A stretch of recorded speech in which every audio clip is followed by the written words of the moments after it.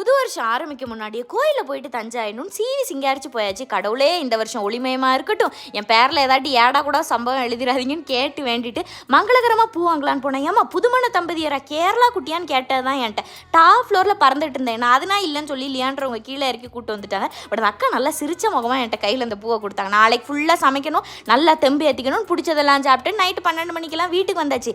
வாங்கிட்டு அந்த பூவை என்ன பண்ணுன்னு தெரியாமல் சும்மா அதை சைடில் வச்சு நான் பண்ண அழகிய கேக்கை கட் பண்ணிட்டு அந்த பூவை சம்மந்தமே இல்லாமல் ஒரு ப்ளூ டப்பாவில் தண்ணியை நிரப்பி போட்டேன். எப்படி ஐடியா? நேற்று ஆப்பமாவெல்லாம் அரைச்சி வச்சிருந்தேன். வந்தா சரி, இந்த புது வருஷம் பிறந்தது தான். எதை பண்ண போனாலும் இதுதான் இந்த வருஷத்துக்கான ஃபர்ஸ்ட். இல்லை டிவியில் பாட்டு கேட்டால் கூட இந்த இயரோட ஃபர்ஸ்ட் பாட்டு, ஃபர்ஸ்ட் சமையல், ஃபர்ஸ்ட் வாட்டி ரூமுக்குள்ளே போகிறேன். சம்மந்தம் இல்லாமல் யோசிச்சுட்டு இருந்தேன். ஃபர்ஸ்ட் அப்போ பெரிய சைஸ் பணியாரமாக தான் வந்துச்சு. அதை சைடில் வச்சுட்டு தண்ணி இல்லை போலன்னு ஊற்றுனா வெளியனா எடுத்து ஊற்றிக்கிட்டு இருந்தேன் ஓவர் ஆர்வத்தில். அப்புறம் அது மொறுன்னு இல்லாட்டினா கூட அந்த ஆப்ப ஷேப்பில் வந்துச்சு. ஆக மொத்தத்தில் ஆப்பம் கறி குழம்பு ஒர்த்து வருமா ஒர்த்து அப்படிங்கிற டேஸ்ட்டில் இருந்துச்சு.